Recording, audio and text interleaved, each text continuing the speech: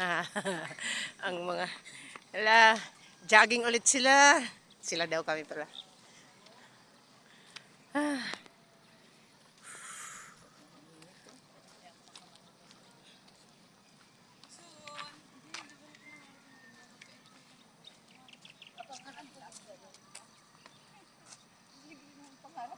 Yung bahay ko di pa nabuksan. Di pa nalipatan. Di pa.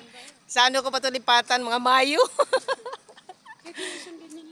Ha? Isang ganyan? Ako isang bunga lang, galong nga lang, pero pahaba. Kasi pag may lagyan na, may harap na mga buti ko may elevator ko.